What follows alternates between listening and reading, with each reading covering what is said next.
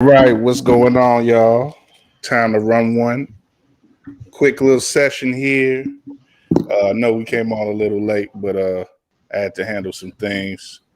But the guys are here. Got a three-man weave going. Uh, Chris and Josh alongside me. Chris gonna head out in a little bit, and then we're gonna substitute Gabe in. Seamless. That's how we do.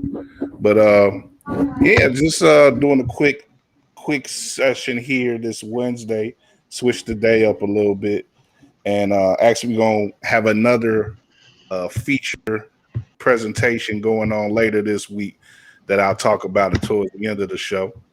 Uh, but for now, I don't want to waste much time because like I said we only gonna have Chris for about half the show. But really, I think this episode we just gonna just toss some things out because there've been some, there's been some interesting stories come out this week.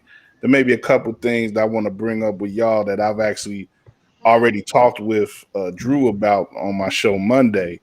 So, it's pretty, pretty okay that Drew is not going to be here tonight because we already talked about the Scotty stuff. But I do want some opinions on that in a minute. But I don't know what you guys, I know Chris, I know you wanted to talk a bit about, and I do too, Morris and Jokic. And there's also I want to get into a little bit of the some of the surprises coming out of the first couple of weeks. I think maybe at the top of that list, maybe the Bulls' next two opponents, arguably tonight's opponent, but definitely Friday's opponent, those Warriors, who have really blazed out to a 9-1 record. But I don't know for you guys want to start on the Scotty stuff or what? Fuck Scotty, bro.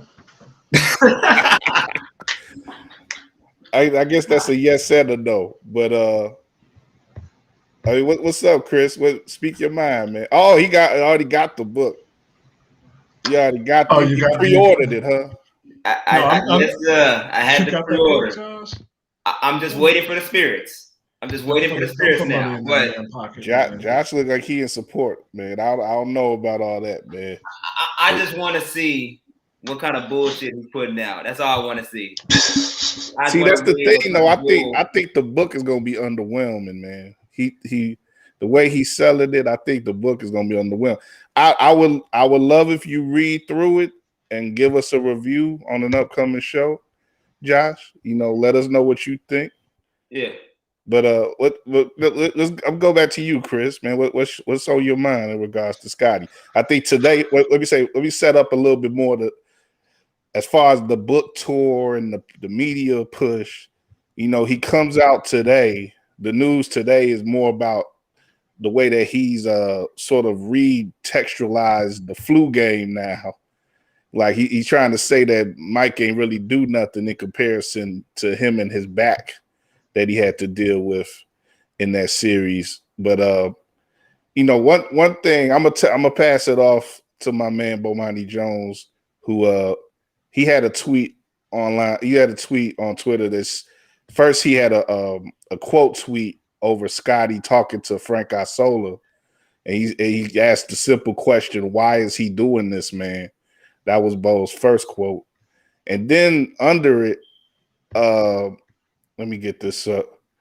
A respondent, sort of got him to say, Bo said it himself that the problem with Scotty's point is that you don't get credit for a bad back game when you play like you've got a bad back. I mean, obviously, it's reasonable to play like you got a bad back when you got a bad back, but they don't make movies about that kind of stuff. Essentially, if you don't get, if you remember, or if you could look it up, Scotty, he didn't play well with the bad back. And of course, you could say, well, it's harder to play with a bad back than playing with the flu. No argument there. But at the same time, what Mike gets plaudits for, what he gets raised, what added to his legend in that game was the fact that he played beyond himself and that he won the game and scored 35 points and all that. And the dramatic thing with him the image of him getting carried off by Scotty off the court. Him needing that much support to even get off the court late in the game. So, Scotty, man, he trying to he just throwing out this stuff, man, and I don't know how much we can really, really back his word. I think, like I said, I was going back again to Bo. So he responded to someone and said, "How much appreciation do you think Scotty is supposed to get? He's in the Hall of Fame. He made the NBA top 50. What more does he want?" And that's pretty much my thinking. Like, what added context does he need for his career? What added bonuses and applause does he need from what he did? I don't think it's about that, man. I really don't, because even the guys who had to deal with a ton in their careers on and off the court. I'm thinking of like Oscar Robertson, Walton, Merritt. They could put it in context.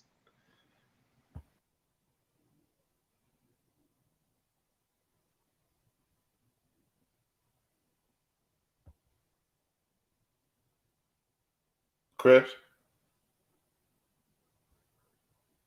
Is Chris freeze up? I believe. Yeah, it looked like he may have froze up. We'll try to get him back on. Okay, he's coming back on. All right, Chris? I was off? Great. He just got froze all that out and then lost y'all. See if you could get back up, man. Oh, dog. Signal again getting low. Why you get fixed though, Josh? Like, you got the book, man. So it seems like you buying into it, man. What's your thoughts though on what's happened in the past couple of days? I'm letting Scott tell his side of the story. I'm the type of person where I do want to see, but I'm intrigued on what his side of the story in his book really is. I think obviously, aside from what he's been dealing with in his life, especially as a recent, with the passing of his son and whatever another issues that he's dealing with, I also do think and believe that he has a hard time balancing the realities of life versus his emotional state of how things really should be. There's a reason why people say jealousy is love and hate at the same time. Like, I think he loves the fact that he's notarized, he's a Hall of Famer, top 50 player, arguably the greatest, wingman or Robin you could ever have in history, especially in the way that they did it, playing for such a iconic dynasty. I think you can't ask for a better script, but at the end of the day, I think he also hates the fact that even though he is as high as he is in the status of this league and in this world, and especially when it comes to his resume, it'll never top how people truly view him compared to the one he helped get to that elite level, which is Michael Jordan. Michael Jordan has that status to a point where, even though Scottie Pippen does have a lot, he just wants a little bit more. He wants to view it as an equal thing, and that's what it comes off as. And whether he gets his just due or not, I don't know, because at the end of the day, I think he's right where he needs to be and where he should be. He's praised as the top 50 player, Hall of Famer, only person that can win win 3 straight back-to-back championships. One of the only few people and Hall of Famers to do it. You get to say that Mike didn't win without him. Just like he didn't win with Mike, but he gets to say that Mike didn't win without him. Chris, thanks for getting back on, bro. Pick back up where you was going, man. There's a couple things at work here, and one of them is insecurity. I don't know if y'all watched the stuff they would do over the summer on Inside the NBA. Can't even remember the show, but they would just have guys on to talk about stuff. Oh, like the arena show? It wasn't. I don't remember what. Oh no, open court. That's what you're talking open court. Yeah. And there was an open court about.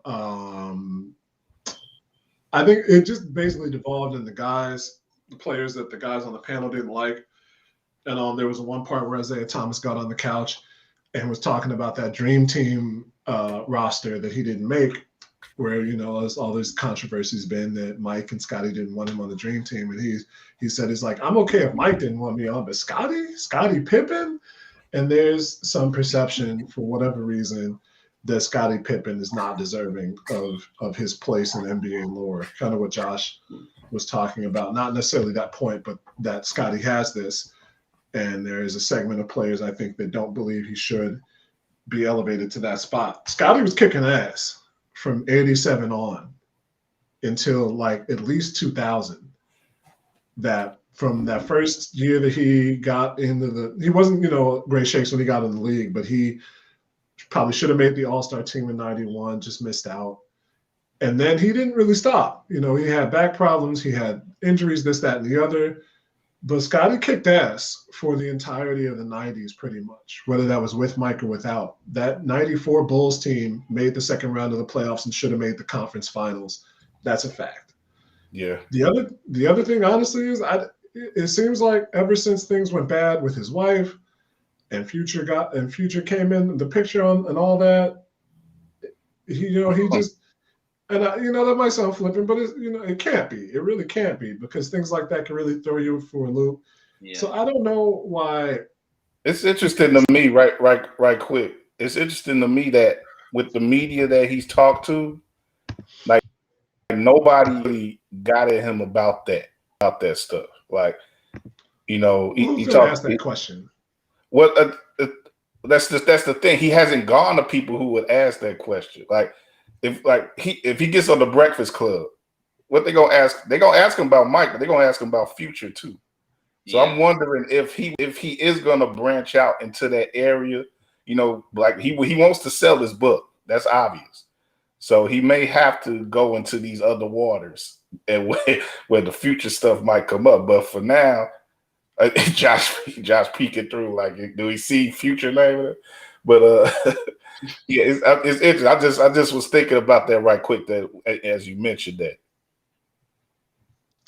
Yeah, I mean that's about it. So yeah. whatever is causing them to focus that on Michael, I don't know. I can't say. I think it's an unfair lashing out at Michael, man. And nobody needs to defend Michael. Michael can defend himself. Michael is in such such a tall ivory tower. He don't give a damn really what most folks got to say about him, even Scottie Pippen. But at the same time, it's like, man, why? Mike ain't never played you out like that. You could talk all you want about the documentary and be like, well, it should have been about the Bulls, but it's gonna be about Michael in the end. When you talk about the '90s Bulls, you talk about Michael Jordan. When you talked about ER in the '90s, you was talking about George Clooney. You were talking about my man Eric LaSalle. Even though Eric LaSalle may have been dope and deserves some credit, George Clooney was the star of that show. Michael Jordan was the star on the '90s Bulls. So when you talked about The Last Dance, and when that footage was being collected by the NBA production staff, whoever that was, back in 98, 97, 98, yes, they were following the team, but they were following the team because that was Michael's team, because that was the team of the 90s that raised him up to the level of possibly being the greatest of all time, of this and that. And that last run, we know it was collectively going to be that team's last run, but more so than that, it was going to probably be Michael's last run ever as a player, his last season as a player. He already retired once. He was on record as saying he wasn't interested in playing for any other teams. So, the feeling when he made that shot at Utah to clinch the title was that he was done after that. That was his moment, going off into the sunset. So that whole season was essentially about the last dance. It was about the last run of this Bulls team, but it was more so than that about the last run of Michael Jordan and him going off into the sunset. So that's what the project eventually was going to be about. This whole grand thing that ESPN put together with the NBA was going to be about Michael Jordan. It was at the center. He was going to be at the center of everything. For Scottie to be so upset about that, I think in some ways he's sort of projecting that as his shield. Like that's what, that's where all this stems from. But it's got to be some other deeper stuff involved in that. And I don't know if he's ever going to admit to any of that. It may take some outside reporting for that, someone else to dig into the situation. But Scottie, I just don't. That's at the center, that him leading with that issue, that the Last Dance wasn't enough about him when he got plenty of props in the Last Dance, and they dealt with his failures, or as for lack of a better word, his missteps, I should say. They dealt with them even-handedly, I believe. They didn't dump on him and say that he really risked anything, or that they just dealt with him as they dealt with pretty much everybody else on the show. And I don't understand why he thought there should have been any sort of different depiction in that way.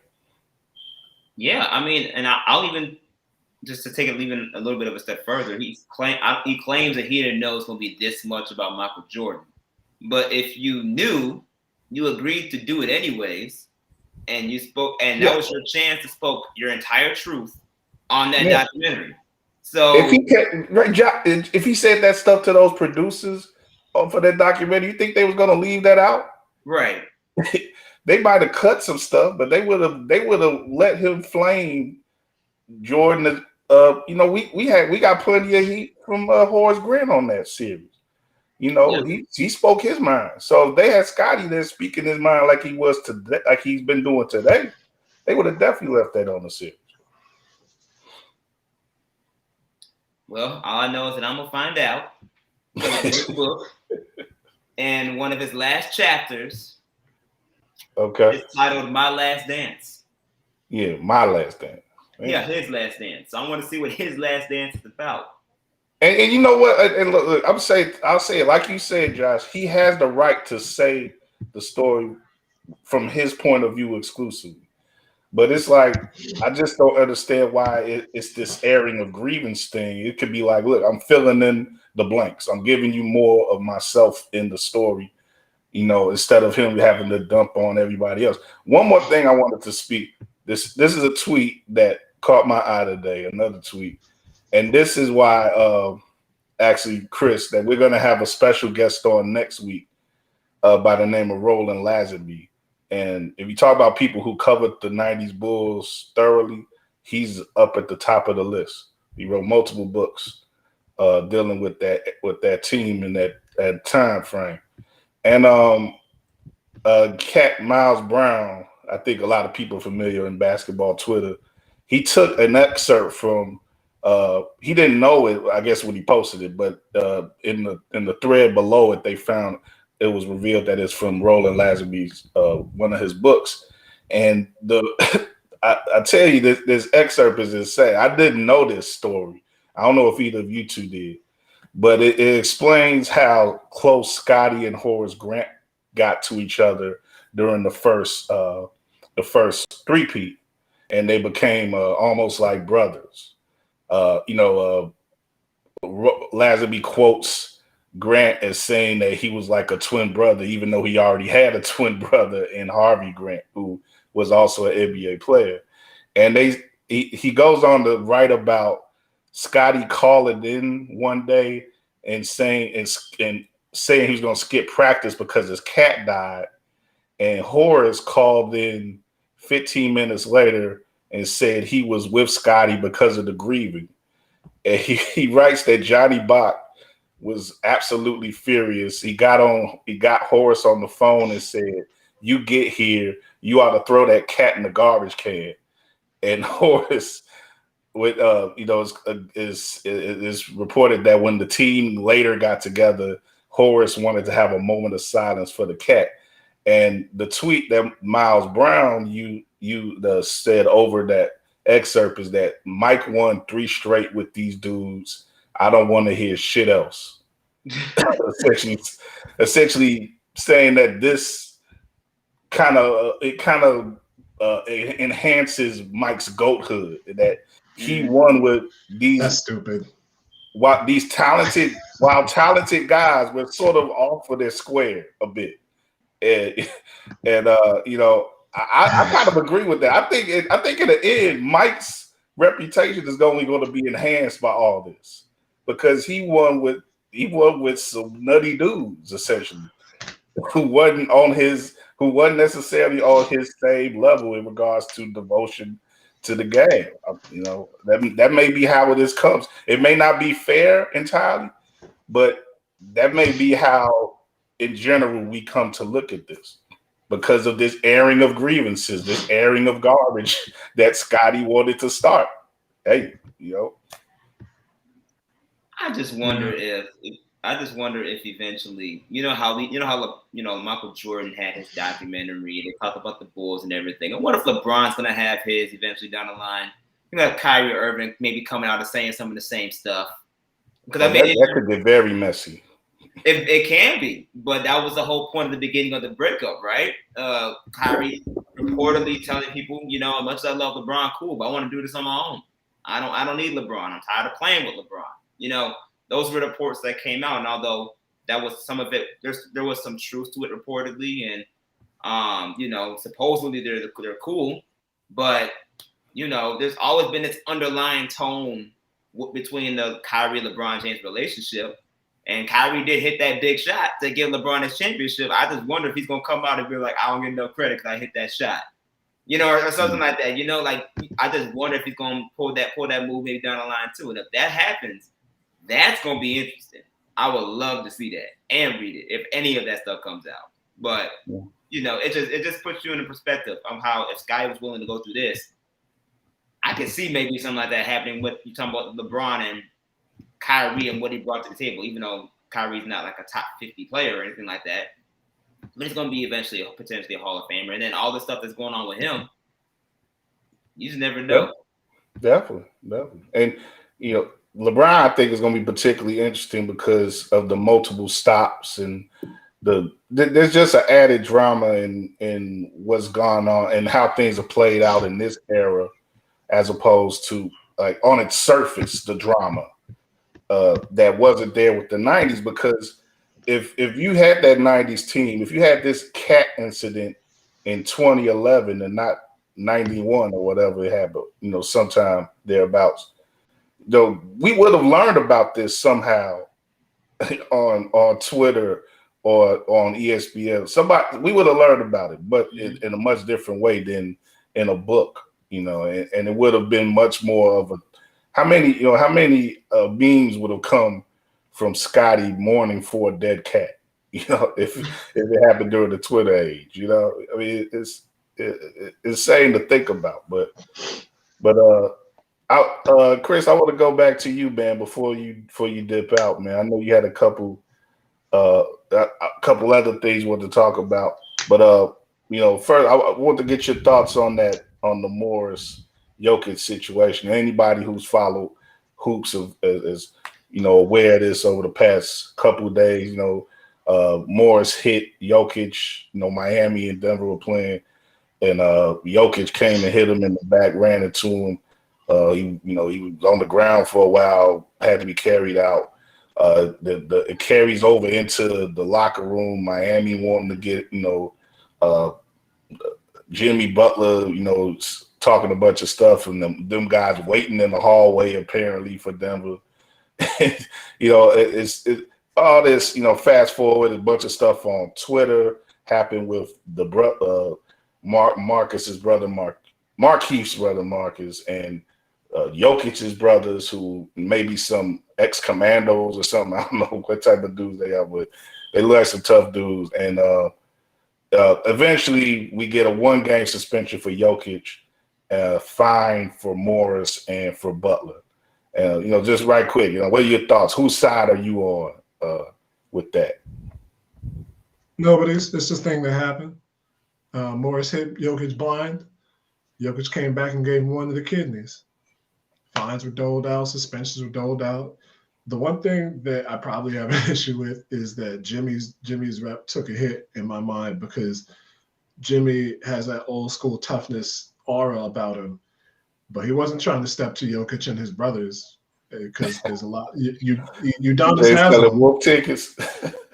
Udonis Haslem was on the bench, and I think he stayed on the bench because rules say you have to be on the bench. But Udonis Haslem, all 58 years old to him, will probably have squared up with Jokic no matter the outcome. Jimmy, Tyler Hero wasn't about that. I'll give Bam some credit. He pulled him back. But none of those cats were about that, man. Buddy is from the same country as Slobodan Milosevic. And shit else you can say. Zach Randolph quotes, man. In Jokic's hood, the bullies get bullied. So all Miami does is look bad here. And I don't know if y'all heard the Heat broadcast because I made a point to listen to that. They should be ashamed of themselves. Like I know you have a responsibility to the team that employs you and whatnot, but the way that they downplayed Morris's foul was reckless. Like they were like, "Oh, he got fouled," and then Jokic hit him in the back with a cheap shot while his back was turned. It was like, yeah, his back was turned because he hit one of the bigger dudes in the NBA blind, and then thought he wasn't going to do shit. So shout out to the Morris twins getting their just desserts. You say Miami broadcast was on some Hawk Harrelson. They was homing up for real. I mean, it's funny you put that. It's funny you say that because there's a fight that the Tigers and White Sox had back in 2000, which was like the first news story I ever wrote. I wrote for my grade school newspaper, and that fight was crazy. There were like 2 or 3 fights in the same game, and Hawk and DJ called that one pretty straight down the middle. Like, it's probably the most even-handed I've seen Hawk Harrelson ever be. So we know that he didn't usually do that. He went downstairs after Tom Frazier got hit by a pitch and was ready to do something. But it's ridiculous for them to call that the way that they did when everybody saw what happened. These aren't Zenith TVs anymore. We can all see what's happening. We all have high def digital. So, and we all know what Markieff and Marcus Morris have done in the past. So it's really the only story is the sensationalizing of it, because we've seen this as basketball fans and basketball players. We've seen this play out in front of our own eyes, just on a court somewhere far away from a stadium. Dude gets hit, another dude hits back. Either they fight or they fight and you break it up. And then maybe you finish the game, maybe you don't.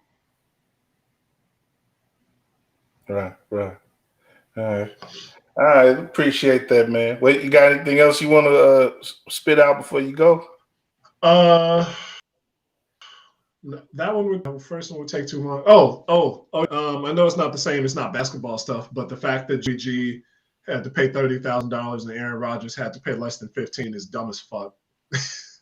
Rodgers endangered countless lives, and Jimmy was just yapping from the bench. So I don't know how the NFLPA got so powerful in about a week, but good job. Stars always get certain treatment, but Alan Lazard only had to pay $15,000 too. That's probably too just a whole thing about what they're prioritizing. Like you saw how that Bears got done on Monday. Like some they emphasize all this taunting stuff that doesn't lead to anything. But like you say, when you endanger your whole franchise and possibly the league by going out, with the virus that shut down North America and all the world basically for a while, they don't really care that much about that. I don't know. This is it's NFL. It's NFL. They care about money. They care about that bread. Yeah, that's me. James Harden is not a top 5 dead or alive shooting guard. Yeah, y'all was going deep on that. I was going to think about jumping into that, but y'all was. I didn't have enough time on my hands for that. But But you said you're against James Harden being seen as a top 5 shooting guard. Well, I mean, I think I would agree with that. Yeah. I don't.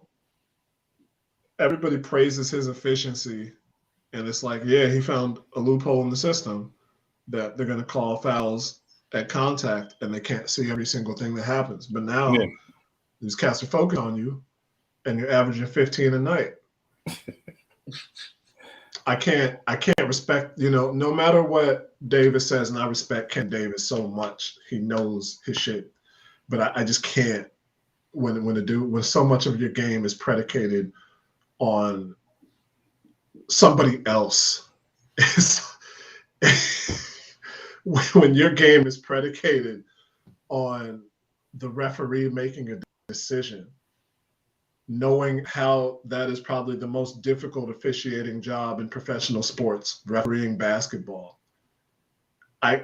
It's hard to respect that. And now when things come around and if you're trying to do the same things, knowing that they're not going to work, man was frustrated. He was so frustrated after he hooked Lonzo on Monday and they called that offensive foul. It was he had the look like when you're arguing with your significant other or your child and they just storm out of the room and you're just like, what can I do? That's how he was. So he's good. Davis has a long season. He can figure it out. He's a professional basketball player. He's a superstar, but I don't know. Yeah, I mean he has his abilities. You see when you see him shoot the ball at times, he could shoot from 30 feet like the way that people want to shoot. I mean, he could play the game today that we want people to play. He could shoot the ball 30 feet. He could create off the dribble. He could maybe an underrated passer. But like you said, so many people don't like the way he plays at the essential level where it comes to the way that he generates so much of his offense. And hey, I'm in a lot of ways I'm like whatever works. I think, but I do agree with most folks in that. Yeah, he needs to not be so reliant on the refs. Like it's one thing to get you a few extra free throws every game, initiating contact, but when you flop and you do all these things that are just so against the natural order of offensive basketball, it's like that's what pisses people off about him. And that's not what people always seem to say is like, oh, his game's not aesthetically pleasing. It's like, no, that's not the point. His game is not predicated on trying to put the ball in the basket. His game is he's trying to play football. Like he's trying to stop the game and get free throws. Sure, it's efficient, but it's not it's efficient within that particular rule set. He wants to put the ball in the hoop, but with as least bit of challenge as possible. There's something to that, but it makes you era dependent, and that's why we question 05-06 Steve Nash's trophy. That's why we question other guys for the things that they were able to do.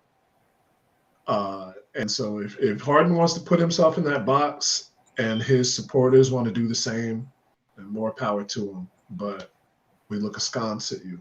Askance. And you can look at least 3 of the people you would obviously put ahead of him as shooting guard. Mike, Kobe, and Clyde Drexler. And they've all carried teams to greater degree than he did. Even D Wade. Wade especially. D Wade is 4th, and so same can be said for him. That's my dollar. That was more than 2 cents. That was like 50 cents. We appreciate it, man. We appreciate it. It's nice to buy a Big Mac from time to time instead of just a McChicken. So it's cool. It's cool. Hey, that hot and spicy McChicken will carry you, boy. Boy. It'll carry. That sandwich will carry you, boy. Oh, you damn. No doubt. All right, Chris, man. We'll let you go, bro. Enjoy the rest of your evening. And we'll see you next week. I know you ain't going to miss the Roland Lazenby show. No, I can't miss that one. No, Yeah, sir. no doubt. Well, that'll be next week, and like I said, we'll have more about this Friday as well. For the next about 5 minutes or so, me and Josh should hold things down as we wait on Gabe and finish off the show with us. But I don't know, man. This any anything on your mind? I know the Bulls have tipped off. Why don't you give me your thoughts on the Bulls right now and coming off of that Monday win, pretty impressive. Again, sort of a comeback effort, but a effort where they dominated late. 40 some points in that last quarter. Mm-hmm. Really took over things against the Nets. And what were your thoughts coming off of that game? Where they needed, and I was like coming into that game too. Me and Drew was talking, and we were both trying to, tamp down the levels of disappointment from the Philly games. Mm-hmm. But I said it on Monday. I was like, man, I really don't want them to see them lose a third game in a row. And it was great that they came out and got that one. Yeah, it was definitely a great win. I'm trying to figure out what's more appealing right now: the fact that the Bulls are in these all black pinstripe unis, or the fact that Zach LaVine's out here playing in the Space Jams. I just wonder. I'm just trying to figure out what's most unique right now, or a special moment right now. So I hope that since LaVine got these Space Jams on, he better drop a 40-piece. But that's great. About, man, that's great that you're messing with. But overall, like you said, with the Bulls, man, it was a great win. Honestly, it was a needed win, not just because of the fact they needed to bounce back from Philly, but it was actually a statement win for them. I think them winning against the Brooklyn Nets showed that, okay, this isn't a fluke. Like, we are and can be one of the top teams in the East, if not the NBA, if we play this certain way of style, especially when you talk about how many critics, including us, have said, Brooklyn has a pretty decent chance of at least making it to the Eastern Conference Finals with the talent that they have. And to have, the Bulls go against that talent, fully healthy, ready to roll, and pretty much give it to them, even though it may have taken a while, they've given it to them in a way where they could not come back from.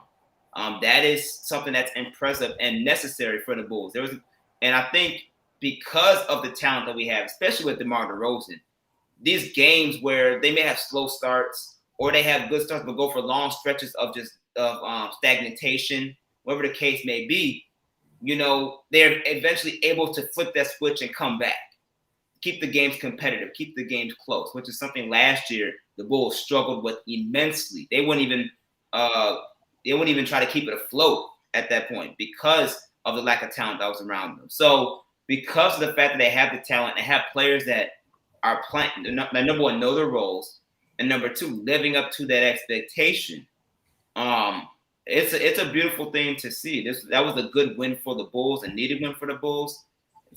And for them to do it the fashion that they did is pretty special, especially for Ayo. Ayo DeSunu came out and really played his role and excelled in this role. It's going to be very difficult to see, or I'll be really intrigued to see, let's put it that way, how they integrate Kobe White into this rotation. I think I saw a report from our guy, Rob Schaefer at NBC Chicago, talk about how, they want to slowly but surely implement Kobe White into a 10-man rotation that may include this upcoming West Coast trip, which is a good thing for the Bulls, a good thing for us, for Bulls fans to see. But at the same time, I think Ayo has earned his rank as far as giving this guy some potential play minutes somewhere in this rotation, because he's strong defensively, he's rebounded very well as an off guard, and he's picked and chosen his spots when to take advantage offensively, and he's exploited on, especially in the transition game. So Ayo was the spark with the it factor that the Bulls have needed in all these games where they have either struggled in the beginning or they have found long periods of time where offensively or defensively they've been very lackadaisical on the court. And for Ayo to step in the way that they have, you can't just automatically just leave that on the bench. That's a beneficial asset. You got to keep that. You can't leave it in Hoffman Estates either, or wherever the Windy City Bull. Because that was the thing. Like I think a lot of, if you thought about it before the season, it was like, okay, he's just keeping the spot warm for Kobe or whatever, and eventually Kobe's gonna come back, and he'll have to spend some time, because I don't think anybody, even us who were really up on Io, thought that he would take to playing in the league this quickly and this confidently this quickly. Even if we thought that he had the potential eventually to be a solid guy, like he's been playing like a 5-year veteran ever since the opening night, since pretty much. And as his minutes has grown, as his responsibilities has grown, he hasn't faltered yet. Eventually maybe he'll hit a rookie wall. It happens for most rookies, but right now he is assured, he's confident, and he's not tripping about anything. But like you say, Josh, there's a challenge that lies ahead in incorporating Kobe White, who you do want to feel encouraged and empowered as well when he's back, because you're going to need his scoring and his athleticism off the bench as well. But that can't come at the sacrifice of Io's development, and because like you said, he's proven himself to be a great piece going forward for this team. It's been great to see.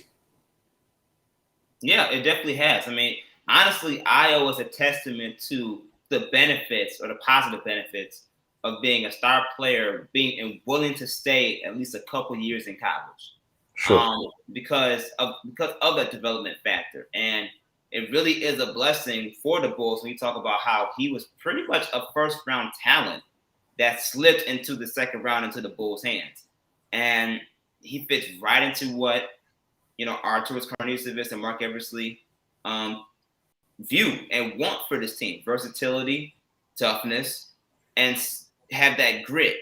Io has that it factor. He's fearless, like you brought up before, and the fact that he's able to play at the rate that he's playing right now. Yeah, he's way ahead of schedule from a development perspective, and honestly, maybe even change minds per se of what his ceiling potentially could be. Now, obviously, that's a long ways down the road. We have to see how he continues to develop, how he continues to grow as a player with the opportunities that he's given. But like you said, he's already changed the narratives where you thought he was going to be a Windy City Bulls, two-way player per se, and now you're looking at him like, nah, you got to keep him on this roster now, no matter, even with the players you brought in this offseason. So, it's going to be interesting how they play the Kobe White thing. I mean, I saw even tweets and reports, I want to say, that was talking about maybe because of Io's development, you should trade Kobe White. Now, and I'm not fully a fan of that at all, especially since Kobe White is going to be more of a backup point guard role, where he can come off that second unit and be part of that spark plug, and honestly do what Io does, just at a better offensive rate for that second unit. And I think Io will play a good role as far as maybe a few minutes here and there, maybe not as many minutes he's been getting now, but just a few minutes just to spark the Bulls, give them a little plug, especially when you come from getting a timely rebound or getting a defensive stop within the flow. So it just depends. It really just depends. But I think the ceiling is high based on the turnout of the current roster structure of the team and Io's role within the team. I think he'll be able to excel in the role that he's in. And when Kobe White comes back, even though he may not be called upon as much, if he stays ready, he will contribute. Like he wouldn't miss a beat. And I think that and that's good for the Bulls, considering that now they're making this push for not just to get into the playoffs, but literally make a deep playoff push, which is why they got the guys that you got. You stay ready. You don't have to get ready. But yeah, with that win Monday, as I bring up the standings on my computer, the Bulls kept the record up 2-7-3. Never too early to look at these things in regards to the sort of horse race that you're running with the rest of the conference. The Bulls are in the top 3 right now. They're listed as second because I guess of the conference record. The Heat have one less conference loss than the Bulls right now, but they're both 7-3, as are the Washington Wizards. Another surprise starting out the season. Those Sixers, who've given the Bulls, of course, the trouble that they've given them, are 8-4, right behind those teams. And you got a couple. You got another kind of surprise team, the Cavs, 7-4, right behind the Sixers, and Nets are 7-4 as well as the Knicks. And you look at the Western Conference, again, Friday night, big challenge. The Warriors 9-1 currently, going to be awaiting the Bulls, that best record in the league. Jazz are 8-3, but the Bulls knocked them off here in Chicago. Mavericks are 7-3, playing now here against the Bulls. Suns 6-3, Grizzlies, Clippers, Nuggets all 6-4 as well, and the Lakers are 6-5. As you look at all those teams, teams going to be competing for the playoffs, definitely contending throughout the rest of the year. But when you look at the starts, who stands out to you, either as a pleasant surprise or even as a little bit of a disappointment so far? I think for me, the two teams, I'll do, one from the East and one from the West. I say from the West, honestly, Golden State, just because, Klay's out. They're not accustomed to, quick starts or strong starts. When, the big three overall, whether it's Draymond Green, Steph Curry, and Klay Thompson are playing together, or vice versa at the time when they had Kevin Durant. Without those guys, they struggled last year mightily. And, I didn't expect them to have this strong of a start, but you got to give credit to not just Steph Curry stepping up and being Steph Curry. I mean, dude just dropped 50 last game. So, you see stepping up and doing his thing. And it seems like Draymond, a healthy Draymond, is making a huge impact on both ends of the floor, like we know he's accustomed to. But at the same time, I think Jordan Poole, man, for most improved player, that dude is balling. He has been balling and doing his thing. And Gary Payton II, him as well. He's been doing his thing, especially defensively, and playing his role on that defensive end. I think they got some two tough guys that can really exploit their roles on this team and really honestly help keep the team afloat until Klay Thompson comes back. And hopefully you get a very healthy Klay Thompson, or at least 80% of what Klay Thompson was, to actually give the Warriors a really good chance of going deep into the playoffs. But that's the thing, like, people didn't think like that they would. You used the phrase "keep afloat." Like, yeah, people thought at best that's what they would be doing prior to getting Klay back into the fold. But if they floating, they in a yacht right now. They living good right now. And I saw some efficiency numbers they put up on ESPN today, and they to this point they're starting out playing more efficiently than the God, I forget if it was the 73 win team or the first team with KD, but they got better numbers than those teams right now as far as what their efficiency. It's crazy, man. It's wild. As I get Gabe in, this is a good point to start off with. What's up, Gabe? My DePaul brother. What's happening? DePaul brother. Yeah. Yes, sir. Yeah.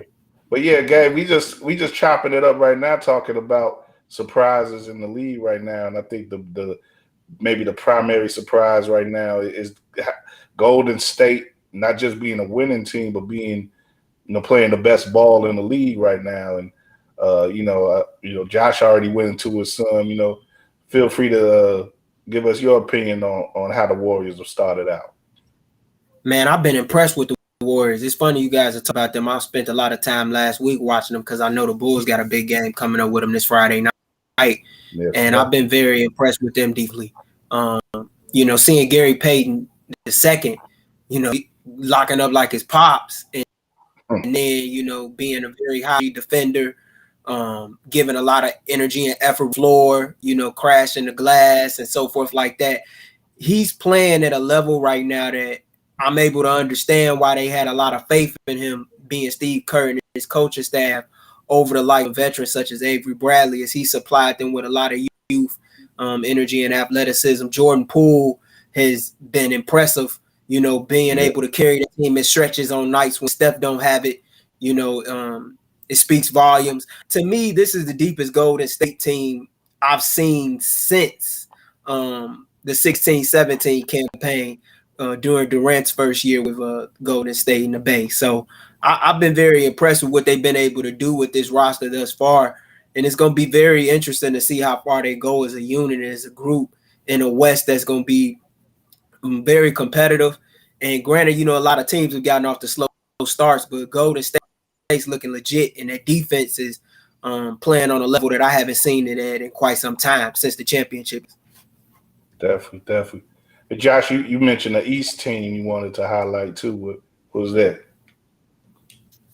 For me, man, I'm not gonna lie, it's them Wizards. It's them Wizards out in DC, man. Like I didn't expect them to come out at the rate that they are, but that Spencer Dinwiddie deal was huge for them, especially. You had to figure that whoever got him was gonna come up, man, and that was a great move for Washington. Yeah, great move, and clearly it's showing. And not to mention, the Lakers reserves from that Russell Westbrook trade, they're playing with a chip on their shoulder. They're playing like to let them know, like, yo, what happened with LeBron, and especially when that championship team wasn't no fluke. We can play, we can ball. Especially Kyle Kuzma, considering Kuzma got the most flack for his lack of consistency during his time with LeBron. He's proved and shown that he's shown to make better strides, not playing under that huge spotlight like that. And same with Kentavious Caldwell-Pope. And you even got people like Montrezl Harrell barking about how he's a different player because he's not playing in LA. So I just think that with those complementary pieces that came from that trade, combined with the Spencer Dinwiddie signing, it really boosted Washington in their offense to another level. And they're doing this without one of their small young talents and Richie. I forgot his last name. How you spell how you say it? Rui Hachimura. Yeah, him. Who has shown strides even last year.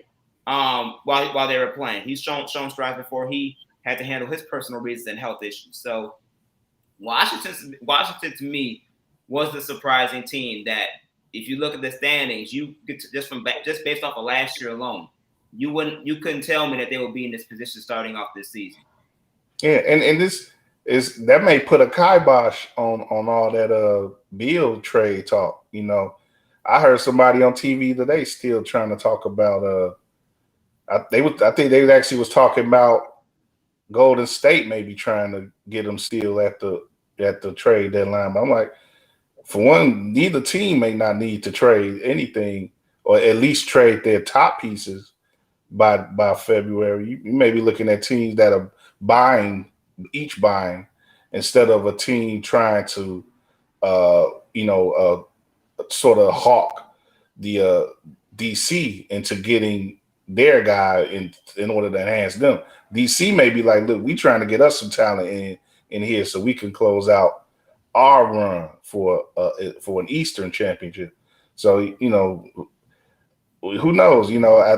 I think a lot of people maybe aren't quite sold on Washington yet, because we've seen Washington have some good times and just fold that into some bad stuff that happens, whether it be a good year that followed up by a bad year, or even a good start folding up into a mediocre rest of a season. But like you say, Josh, like, they got a lot of talent on their team, and they seem to be playing together as well as they have in quite a while. Yeah. So I like Washington a lot, but I'm not surprised Washington's done. Surprised. They've been a very tough unit.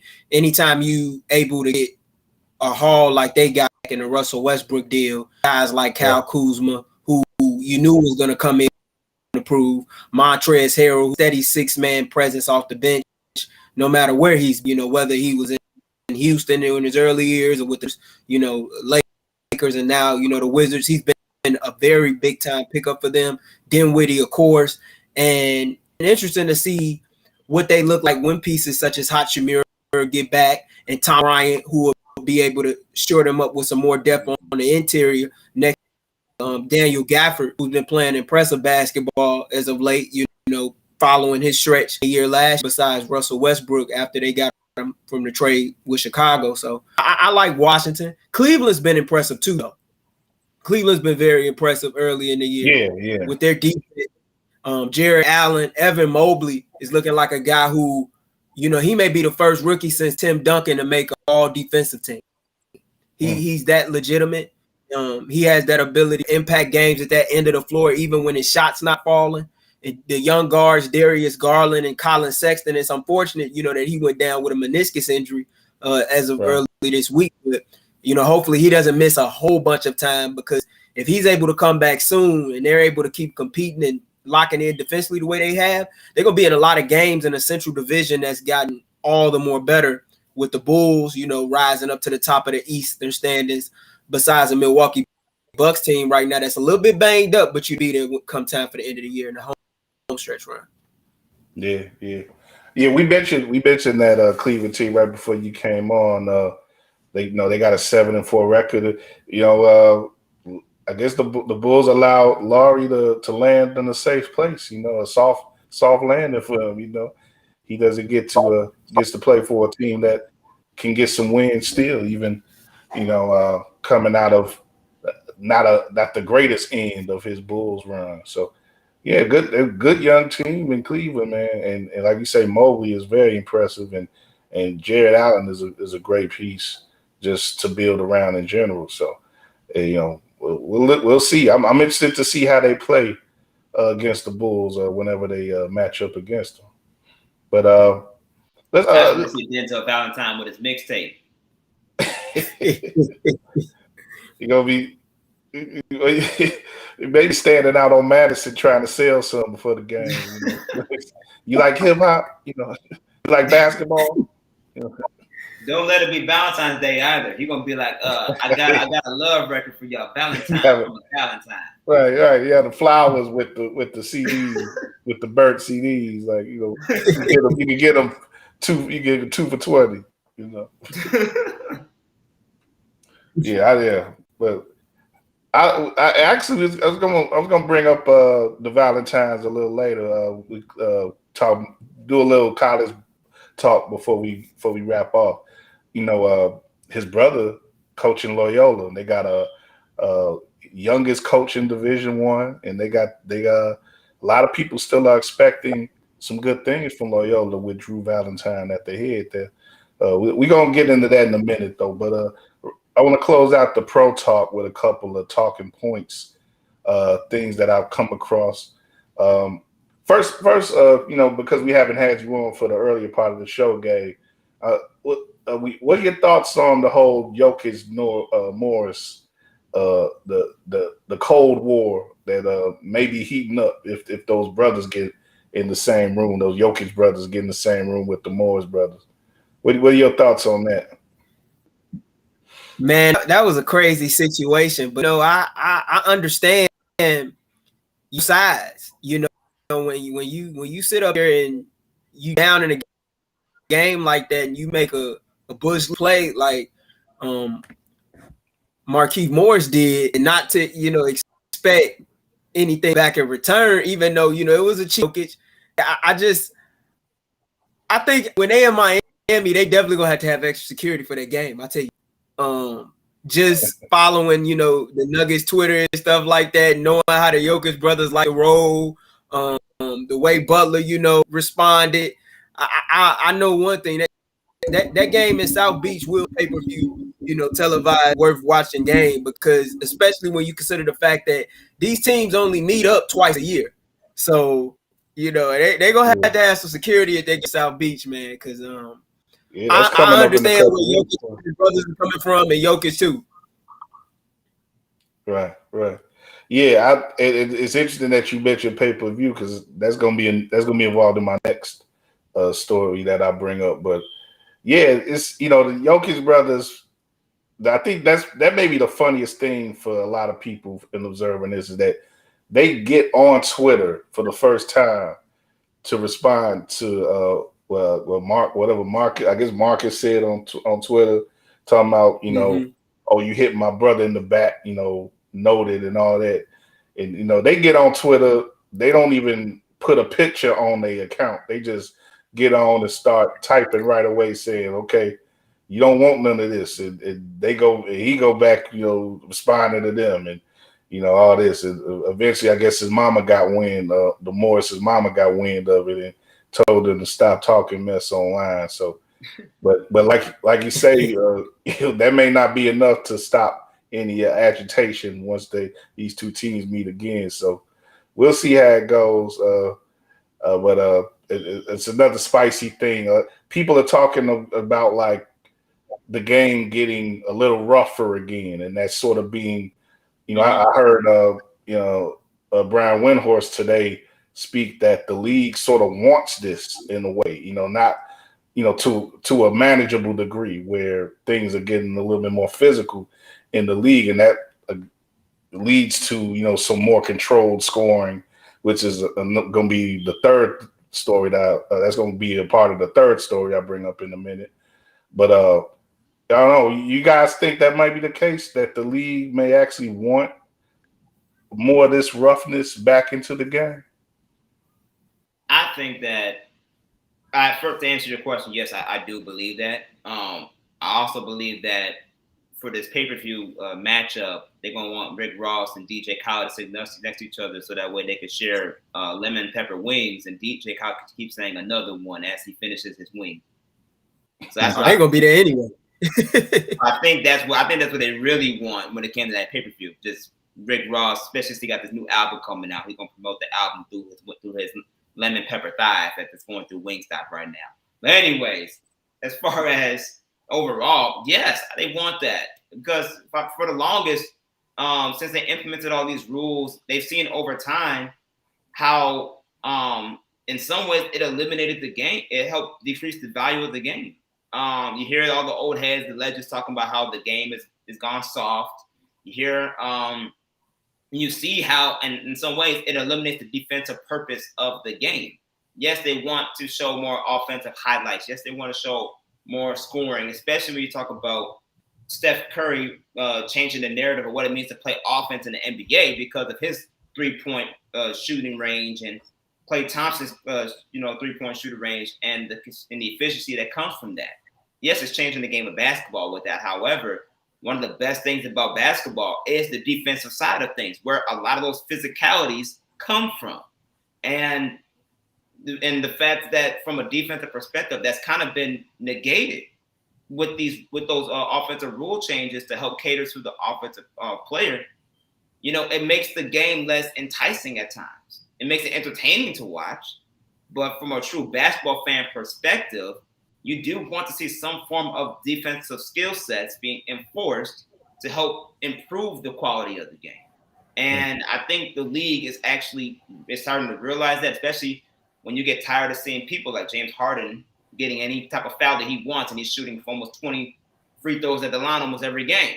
It takes away from the eliteness from a talent perspective, and you see the repercussions of that. Now that they made those changes, he's barely getting to the free throw line, and it's honestly for the better of the league. I think they made a good choice of that, but I do think that this is just the beginning of what they ideally want to get back to, which is a more controlled version of like 80s basketball per se, bring it into, combining that with the new offensive style changes, which is more three-point shooting, more scoring at a faster pace. So eventually they could be engineering something that's sort of gives you the best of both worlds in that way. I can see that. Yeah. But now, actually, I'm gonna switch the order of these stories as I mentioned them.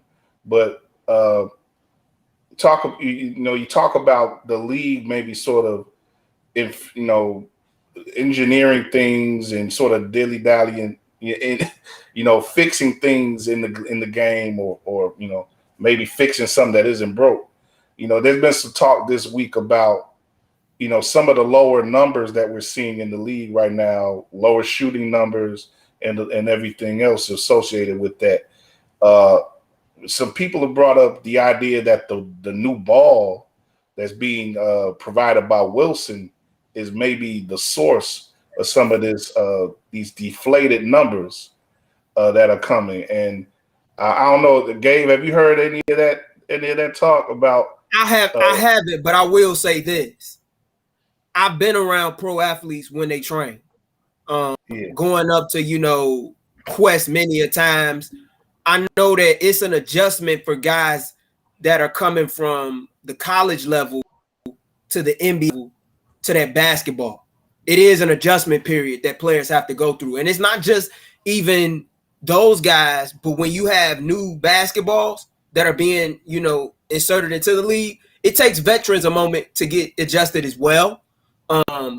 However, I don't think that that's the reason why we're seeing low numbers in regards to scoring or low numbers in regards to field goal percentages and stuff like that. I think that may be a factor, but I don't think that that's the primary factor. I think one of the main factors is the way in which they're calling games. And I think while they're trying to bring a level of physicality back into the game, I don't really believe that the league wants it to go back to what it was in the 80s. They definitely want it controlled. These guys are making too much money, and they're worth too much more. They're worth too much to their respective teams for them to go back to the way in which they played, back in the Bad Boys, Jordan rules era of the game. So I basketball has something to do with it, but I also think that it's a level of inconsistency with the way in which games are being officiated. I know that fans like to see hard-nosed defense, but just speaking from the player's perspective and just listening to the way that Damian Lillard was talking, understand what he was talking about last night during his post-game press conference in LA against the Clippers when he's talking about, hey, consistent. If you see a foul, call it. And I think a lot of stars are starting to get very annoyed and irritated with it. And as a byproduct, they're finding themselves having to adjust to the way in which the game is being called and they're not used to it. Because, anytime you go from not getting to the line 10 times a night to now you getting to the line maybe 5 times on a good night or twice, that's different. Especially when there's a scorer taught to do whatever it takes to get to the line. It is an art to this. It's an art to scoring, just like it's an art to defend anything else. So I don't think the basketball really has anything to do with it as much as the way in which the game is being officiated.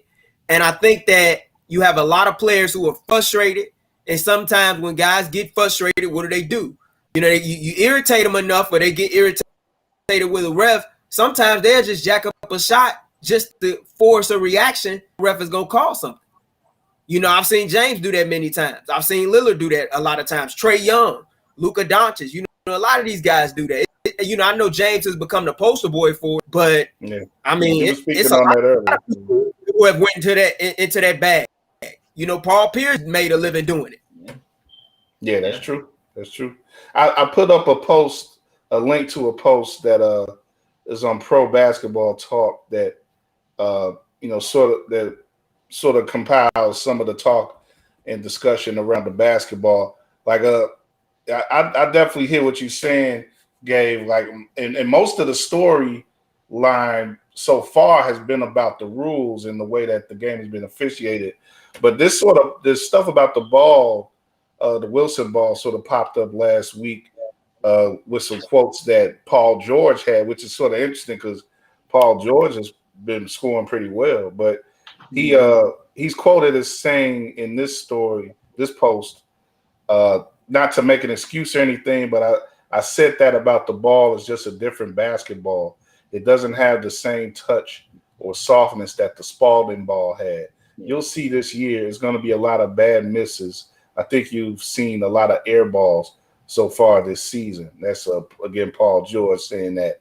And like you said, the Spalding, for anybody who grew up watching the NBA knows that Spalding for the longest was the official ball of the NBA. But Wilson got the contract this year, and in this story by let me see, Kurt Heelan of Pro Basketball Talk, he reports that Wilson worked with pro players to test prototype balls. Trae Young, Jamal Murray, he mentions as players that they worked with as they getting toward working with prototypes in order to get the ball to a certain place, to the place where they were comfortable to use it for the season. And but like Gabe said, there's been mention about how players are habits, creatures of habit and whatnot, and they like things a certain way. Pro players like things a certain way. So I don't know, maybe it's a combination of things. Maybe or maybe like over time, you figure that over time the guys will get used to the Wilson ball like they got used to the Spalding ball. Do y'all remember in 05-06 when the NBA was with Spalding and they introduced a new basketball that specific season? And during the preseason, you had a lot of guys complaining about that. That was probably the first time in my life that I started recognizing just how important, having certain habits for NBA players were, especially when it came to the basketball. Like, I remember being a kid and sitting in a lot of Bulls games, and I would see guys in warm-ups test the ball, and they'd be like, oh, that's too flat, or that's too this, or that's too that. I don't like that. Or it's okay, this is perfect. That was the first time I could actually remember seeing it. And I kind of wondered if that would come back up with the Wilson ball, but I'm not surprised to hear guys complaining about it, because it's going to be something that they got to get used to. And they've been so used to having that basketball. And if you think about it, Spalding was the official ball of the NBA for the last 35 years. So, now they're going back to their roots with Wilson. Yeah, I can see some guys struggling, but I don't think that that's the whole, enchilada is the reason to why guys are just struggling, to convert buckets. No, that's a true point. Someone that, had to adjust even from high school to college when I played basketball. I mean, in high school, we played with the Wilson. It was a smooth Wilson basketball. We played with that. You go to college, you playing with a whole different, I forgot the brand of it, but it was like a whole different, basketball based on the league that you're in. In the NAIA, they had a specific basketball that I forgot what it was, but I had to adjust to it too. And it definitely took a little bit for me to do. Rawling. I think it was Rawling or something like that. It took a little bit of adjustment to do. I'm familiar with that. At the end of the day, shooters shoot, scorers score. You have to figure it out. So that can't be, like Gabe mentioned, that can't be like a sole factor as to why we have low scoring. I mean, at the end of the day, you have to find your own way to put the ball in the basket, and you have to utilize your art to do that. Which, whether it is scoring from anywhere on the court or shooting anywhere on the court, that's what you're supposed to do. So you have to figure that out regardless. So it's not a main so I pretty much agree with Gabe, especially when you talk about trying to fill out a ball. A ball's too flat, or there's too much air in a basketball. I mean, as a shooter, I prefer a ball that was kind of flat. That means easier touch on the rim. You know what I mean? So if I have a sort of miss, it's a good miss. But if I have too much air in the basketball, that's the difference between a short miss that you can still get a rebound on or a second chance on, to a long miss going all the way on the opposite end of the court and increasing opportunity for a fast break for the other team. Things like that matter. And so I completely understand players being outspoken about the different feels of the ball and how it may impact their routines and how they are accustomed to scoring the ball when it comes to previous times versus now. However, that shouldn't be that long of a change, nor should it be that much of an impact to where you're talking about the magnitude of how the game is being played right now. That shouldn't have that big of an impact on it, although it is a major role or plays a factor into offense, especially when you talk about offensively, scoring the ball, putting the ball in the basket, or even the difference between more or less turnovers, because you got to be able to dribble and handle the ball as well. And depending on the field, that's a completely different vibe from a dribbling the ball perspective. So it factors in a lot of things, but not as much as low scores and not being able to have, in the physicality of it. Yeah, I'm a Gabe. I don't see that. I hear you guys. I hear you. I just like it just be funny to me the idea of the leagues like saying my bad and switching like 3 months into the season. Like we going back with Spalding, y'all. We can't do this Wilson stuff. But I don't think that's gonna happen. The money there's too much money involved with these type of things, and they gonna stick with Wilson, and the guys are gonna get used to it. And also, like you say, like to have a certain sea change that's involved where the stats are low across the board or affected in any way across the board, you will be more inclined to think that it has to do with the way that the game is being officiated or played out in a general sense, as opposed to an equipment adjustment. And you know what else we're not talking about either? There are so many new officials in the NBA now. And that plays a big role and factor in the way in which the game is being officiated too. A lot of the refs that we grew up with, like the Crawfords, the Hugh Hollands, those guys are no longer in the game anymore. You got a lot of new refs now that are just like really trying to make a name for themselves. And they got an uphill battle each and every night, especially when you dealing with such as a James Harden or a Paul George or a Damian Lillard or Kevin Durant, who are so used to having these calls certain ways off of certain signature moves and so forth after working, years and years to develop that reputation as a superstar in the game. I think that's part of it as well. And they still trying to learn the rules as the rules are changing too. And I think that's why you see these, some of these no calls not getting called and so forth, because you have a league that's trying to enforce and bring a little bit of the physicality back versus a league with its players who are like, what the hell's going on? Hey, you're right, Gabe. It's important who the referees are on a given night, who they're interacting with on the court as far as the players go. There's relationships that develop between refs and players, and they extend throughout the careers of both the refs and the players. So when you do have a change that happens amongst the referees, it can be meaningful. And I didn't even know about any of that. I haven't read any reporting or seen any reports about that. But I'm gonna look into it, and it's definitely I definitely could see how that could be an impact. The league been having officiating problems, in my opinion, going back to, I'd say, the 18-19 season. I remember, Chris Paul. Actually, I say 17-18 because this is my first year covering the Rockets. I remember Chris Paul and the Players Association having a meeting in downtown LA with, referees talking about the way in which the games were called, and was like, hey, it's a lot of new officiators, out here, referees, like, what's going on. And it has been an imbalance and an inconsistency that I think the league and the Players Association are trying to work together and solving and figuring out, while at the same time adjusting to it. Yeah. All right. Well, I'm move on a couple more things right quick. The last story is a little bit off the wall. Actually, the next two, I guess, actually. But these are the last two I'm gonna do before we finish up with the college stuff. But I just want to get y'all opinion on. Have you heard about Darren Williams getting into this boxing match with Frank Gore?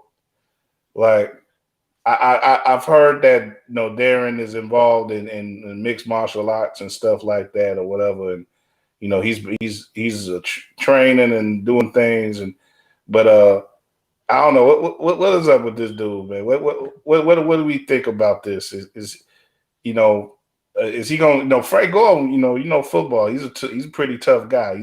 He's a small guy, but apparently they're fighting at a shared weight, the 215. So he's gonna be pretty buff out there himself. And like I said, I don't know. I didn't know Darren Williams was. I thought if Darren Williams could scrap, I would have thought that he might have gotten to a fight in one of those games he may have ran with Luther Head or somebody out in Maywood or something.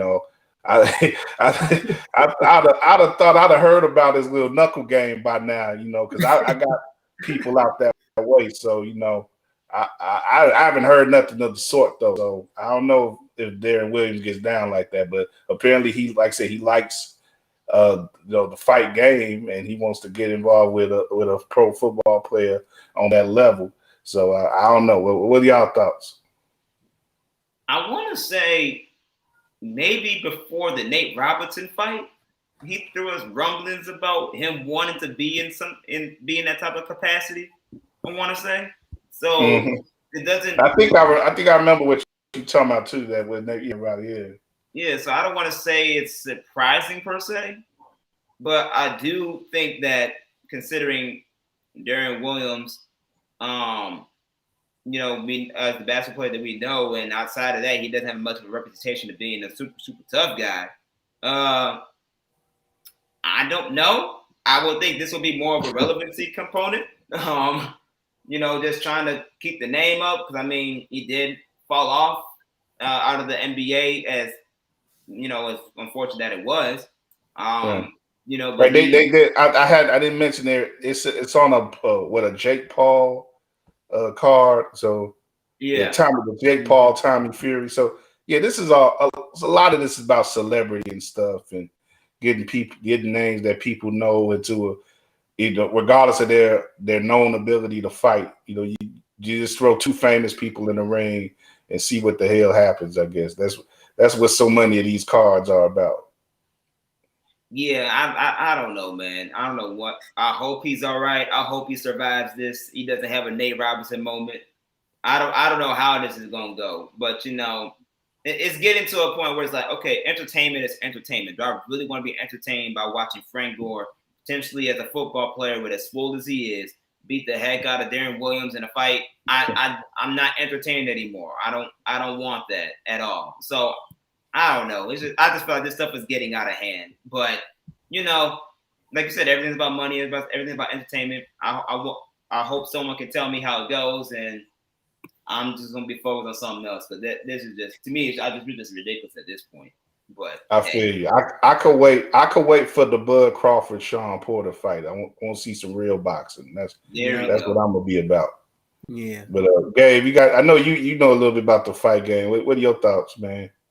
I'm definitely looking forward to that Crawford Porter for sure. But about Williams and Frank Gore, I doubt I watch it, but I'm gonna give D Will his respect, because I was listening to a Knuckleheads pod earlier this summer that he was on, where he talked about, prior to him falling in love with the game of basketball, how he was a wrestler, in his childhood. So he got a little background in it, in fighting, maybe not, with his hands in boxing, but I guess, of course, it's for the check and whatnot and the payday, but he do got a little bit of background in it. But if I had to bet on it, I'm not betting against Frank Gore.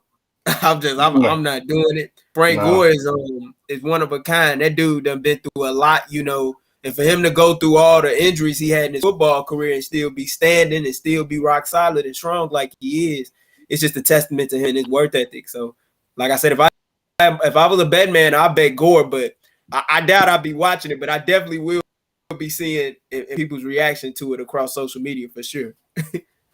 Yeah, definitely. Last thing I'm gonna mention, like I said before the quick college wrap up. This is working off of our discussion we had last week. Josh wasn't here. It was me, Drew, and Gabe. We were talking about Donda Academy and these prep academies and the effect they're having on the kids at that level, and a lot of them are, and especially in California, drawing out Chicago bred talent, born and bred talent.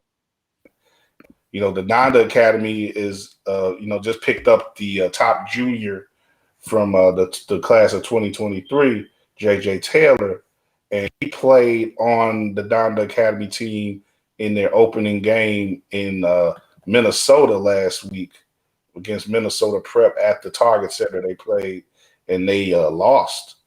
I'm gonna read a little bit from Hypebeast.com, the noted sports section of hypebeast.com. Despite showing great potential in their debut game, Donda Academy lost by 6 points, 92-86 to a little bit of editing here for Minnesota Prep. They mentioned Zion Cruz scoring 15 points, while Rob Dillingham scored 18. There's no mention of J.J. Taylor, but he's mentioned in the story, but there's no mention of his points or what he did in the game. But Ye was at the game apparently in Minnesota. He got that got some publicity there for the game, and he's with some model, I guess, because he don't want to be outshone by Kim Kardashian, who I guess she's smashing Pete Davidson, so he got to get him a little dip to counteract that. So, but I don't even want to go into all that, but but the Donda Academy is 0-1, so I think that's something I'm gonna try to keep up with throughout the year and see how that whole thing goes. But that sort of leads me into the whole. We're in the amateur side of things right now. Like I say, college tipped off yesterday, pretty much the opening day of college ball. And Gabe, help me out on that, man. You observed. You said you observed some of that Champions Classic yesterday. They had the Kentucky downing Michigan State out there in Madison Square Garden, and Duke took down Kentucky. You look at these schools.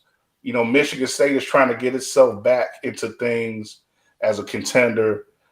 Duke and Kentucky both missed the NCAA tournament last year, but they come into this year both in the top 10. It looks like they both got big. Kentucky is allowing its team to actually grow a little bit and mature a little bit with some upperclassmen. The first time in a while they've been doing that. While Duke is in the last year with Coach K, and they're going all out. They're trying to win one more for Coach K, and they're sticking to their recent trend of getting the high school All-Americans. And there's one kid, the Italian kid, looks like is killing it right now. Yeah, he had a big game yesterday. What are your thoughts on this first big college action that we've seen so far? Well, if it was anything, the two players that really impressed me the most that I saw highlights of last night and, doses and flashes, it was Paolo Banchero, a Duke, 6'10", do-it-all type of forward who can not only go get his off the dribble, but can direct traffic in the flow of an offense.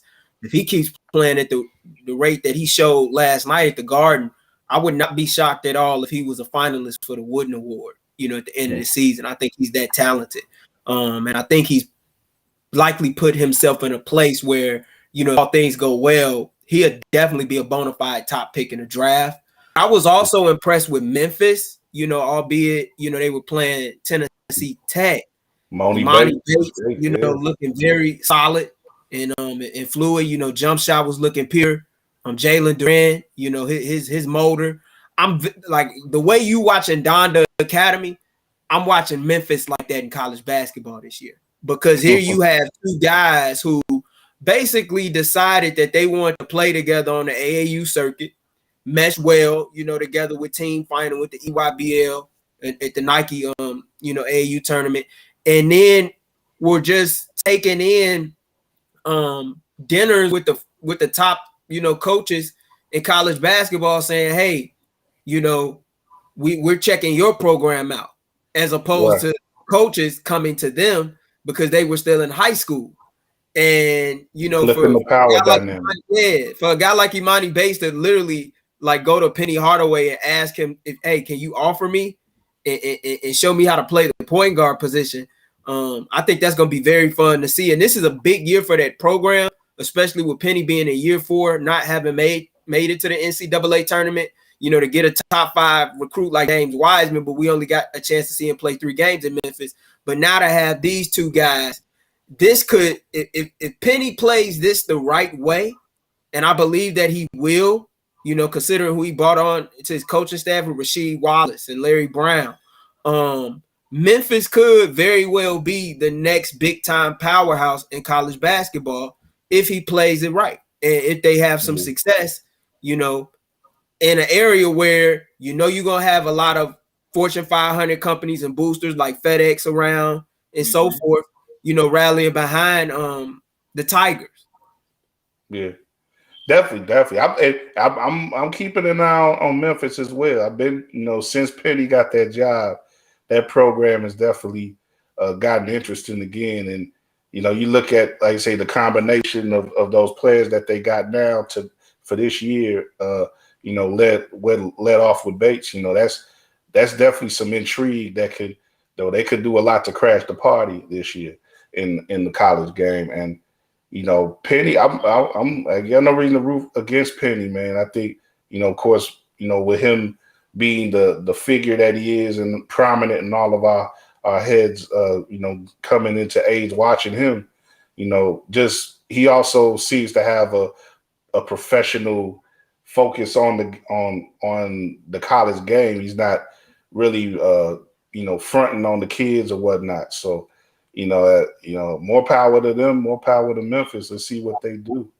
And it's good, like I said, it's gonna be interesting because last year you had a lot of the blue bloods that fell back, but you know, they're trying to come back this year. You look at Duke with the kid Paulo, and you know, I got a piece on our Substack with Ricky O'Donnell helping me out with you know, some of his observances about the college basketball season. He has that kid going #1 in the next draft, by the way.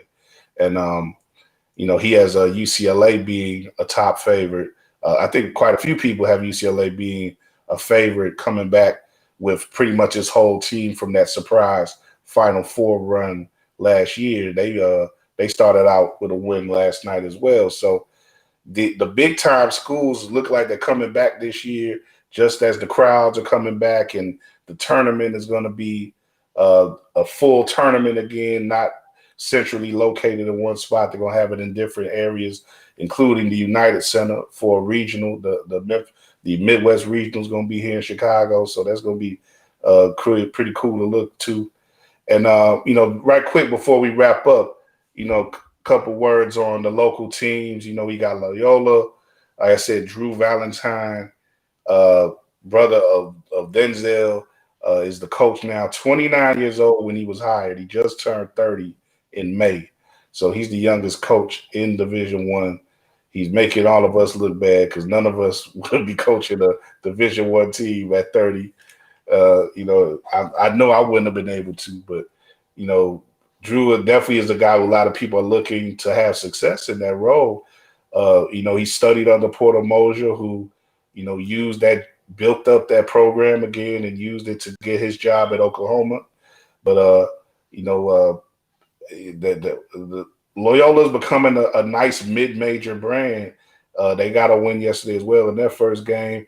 You know, I know you're covering DePaul, you know, Josh, and you know, you're a DePaul alum. So, you know, you guys are starting out today against Coppin State, you know, so hopefully things will start out well there for the Blue Demons. And, you know, of course, you know, UIC is UIC, Chicago State is Chicago State. Northwestern, I think it looks like some heat may start to come down on Collins up there if he don't show some more improvement. So that's something you want to see them make do. It's been somebody said it. This has already been 5 years since that tournament run they had. I was like, damn, it's been that long already, you know. But shout out to my brother Vic Law, who I went to St. Rita with, who was a part of the team. Yeah, by the way, that was my guy. Yeah, that's what's up. And Illinois, you know, U of I had that great run until they ran into Loyola last year. You know, we see Io doing this thing now with the Bulls, but you know, the way his college career ended with Kofi and everybody last year was just heartbreaking. Like, you know, I thought it was bull that they even matched up the way that they did in that second round. But you know, the better team won. But Illinois still has a lot of talent coming into this year returning. They were lucky enough that Kofi decided to come back. You know, he didn't try the NBA and didn't try the transfer portal. You know, he has to deal with a suspension. Yeah. But just for the first 3 games, you know, they'll get past that. They already won against Jackson State yesterday, pretty easy. You know, Andre Cabello, nice point guard, man. Really great playmaking point guard. You know, he emerged last year with that team, and he should develop even more this year. They got some other guys coming in.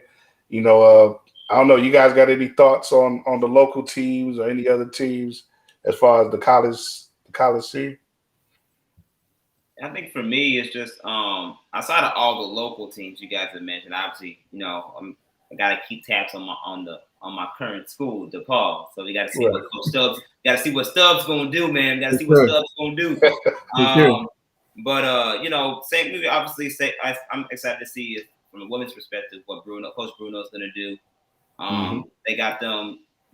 Well, preseason coaches poll has DePaul for women's ranked second behind UConn this year, and they got some good talent. I forgot their big name center that they got from that's local, but she's a beast, man. That freshman's a beast, and she killed in the first couple games that they played. Especially saluted Allie Quigley last night out there. Yeah, you know, shout out to Quiggs. Yeah, shout out to Quiggs for sure. But yeah, I'm excited to see what the DePaul women's going to do.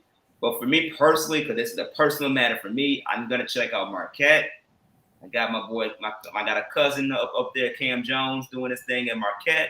Okay. So I got to follow. So I'm going to be following Marquette pretty closely and seeing how that dynamic goes with Coach Smart being there now.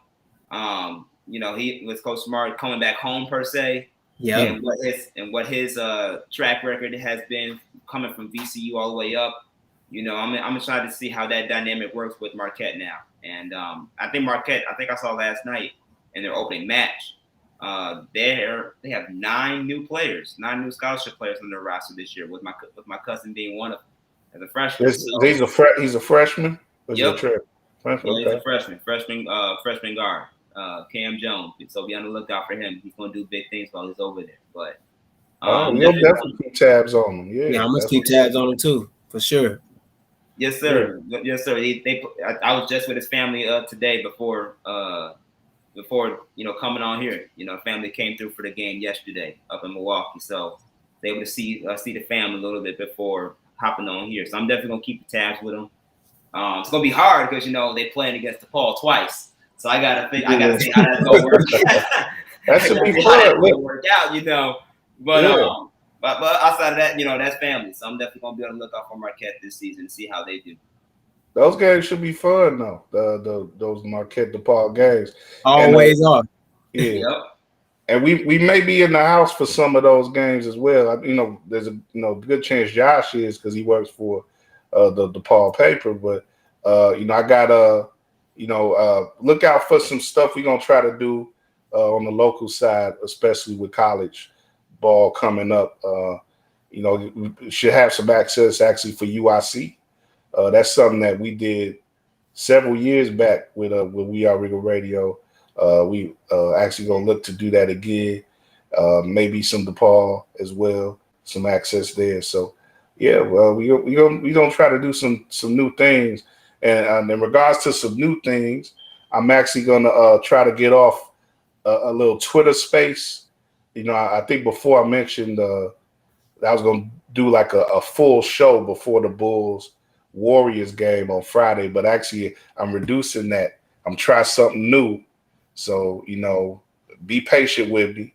It may not work out as well as I hope, but I'm going to try it out, and we're going to do a Twitter space. So that's going to be a thing where, you know, just drop by if you're on Twitter or not. You know, about 8 o'clock before the game on Friday, I'm going to be there. You know, a couple of the guys may be here from the show, hopefully. You know, so I'm letting you know now, Gabe, you know, if you ain't got nothing better to do. I know Josh gonna be at the DePaul women's game, so he won't be there this time. But you know, I think Drew should be there. But we just gonna chop it up for a bit. like I said, get some anticipation for the Bulls Warriors game, and engage in some discussion. If you got some questions, people out there who have questions or whatnot, could ask us questions, and we, like I say, just chop it up in a friendly way before the game. But also, like I said, got that coming up on Friday. I hollered at Roland Lazenby. I don't think I told you, Gabe, but the author Roland Lazenby is going to be on the show next week, setting that up right now. I talked to him today. I got him on because with the Scotty stuff, it's like I want to. There was a tweet too. I said it before you came on, Gabe. There was a tweet of an excerpt that came from a Roland Lazenby book that I hadn't seen before, and the quote, the excerpt was actually about Scotty mourning a dead cat that he had during the first three-peat, and how that affected him and Horace Grant, who of course had a big friendship during that time. But that just seeing that sort of made me think of Roland, and I kind of want to get more of that story and maybe a few other stories out of him. He got stories for days with as much of that he's covered and uncovered in the NBA, going back to those days of the 90s. A lot of books from him, Michael Jordan, Kobe, there's all types of history that he has covered in the league. So look out for that. Should be next Tuesday. That's going to be it for now, though. We're going to wrap up this edition of Running. Appreciate you guys. Appreciate Chris, who was on earlier. Anything you guys want to get out before we head out? ITS is back, baby. In the scope No, is not back. much, man. In the scope is back. In the scope is back. Appreciate you guys having me on as always. Appreciate it, Gary. Appreciate it. All right, go ahead. Go do it. I'm just saying the scope is back. We started out last week with my guy Blue Check Tone. Got Tony Gill. Had Tony Gill on the show. This week we got Dwayne Rankin from the Arizona Republic, good brother to us. That's taught us about the whole investigation that's going on with Robert Sarver and what's going on behind the scenes with the Suns. So we got that going on, and just be on the lookout for more episodes to come. With that NBA season going on, everything, it's time to view things in a different scope. I'm just excited to bring the show back, and look forward to keeping that going on moving forward. Yeah, great, man. Appreciate that, Josh, man. Love to see you doing the endoscopes. Good, just good basketball. Like I said, if you like this show, you'll love endoscope. More basketball talk, in-depth talk with people who definitely help cover the game and make like say, make a discussion on the game, everything, spark things on the stories that make the league go round. So that's a big reason why you check out In the Scope if you want a lot of that. But Gabe, man, appreciate you, bro. And definitely follow Gabe, what Gabe said, right? Yeah. Yes, sir. And go ahead. Okay, good. Yeah, this is a little lost in translation there. But Josh, what go ahead and give me your Twitter right quick. I forgot you. At Josh M Hicks Media, you can find that's Instagram and the Twitter. For sure. And read them in the what's the Paulia? I don't know. I never. The Paulia. The Paulia. That's what it is. I know it's a tough name. I didn't get that first time. The Paulia. Okay. I know how to I know how to pronounce it now. I'd be worried about that. But the Paulia. That's what's up. Read them in the Paulia as well. And you can like I said, read me on our our Substack War Ready. Follow War Media on all the major platforms: Twitter, Facebook, YouTube, Instagram. Subscribe on YouTube. Get your advance notice when we go live on the streams and all that. And check get in the chat, man. I say the chat, the inbox is open, man. Whatever y'all want to get in, holla at us, And like I say, check us out Friday with the Twitter space. Follow WARR Media on Twitter, and you should get informed about when we go live there. So that's this Friday, 8:00, leading up to the Bulls Warriors. That's it for me. Means Matters on Twitter, K-Mean on IG. We're going to wrap it up, get back to the second half of that Bulls game. I haven't watched any yet, so I'm gonna get on that. And that's it for now, y'all. Y'all stay peaceful out there. Keep taking yourselves. Take care of as many others as you can. And we going to keep bouncing.